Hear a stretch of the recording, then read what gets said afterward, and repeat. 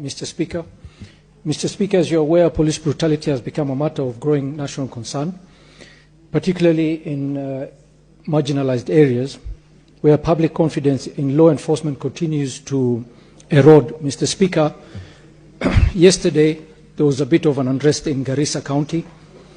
A young man, 24-year-old taxi driver Aden Mohammed, was arrested, handcuffed, and then shot by a police officer named Charles Kaui, who is a DCI driver based in Garissa Police Station.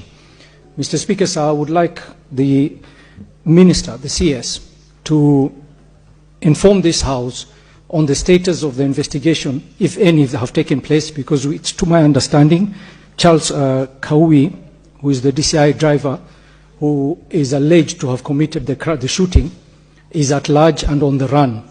Could the CS inform us if he has been arrested or his whereabouts has been detected? And the shooting happened at the checkpoint of Modika Barak Junction corridor. Could also the CS inform us on the need for so many checkpoints on that road, and whether, if those checkpoints are lawfully gazetted, and what action has been taken against any that are found to be illegal, irregular, or operating outside the law? Thank you, Mr. Speaker. Let me just capture the issue of the Senator of Garissa. The question related to yesterday's unfortunate incident where a police officer, I think called Charles Nguni, was actually attacked and killed a civilian in a roadblock.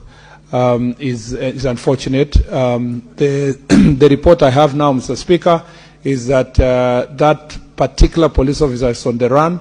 The DCI officers within the county are chasing after him. We believe that he should be arrested any time from now. More importantly, IPOA has been invited to take the proper legal steps and being assisted by the officers from DCI.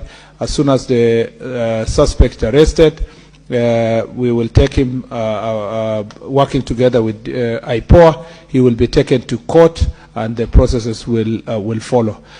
These cases, Mr. Speaker, of police brutality are taken very serious by National Police Service, investigated.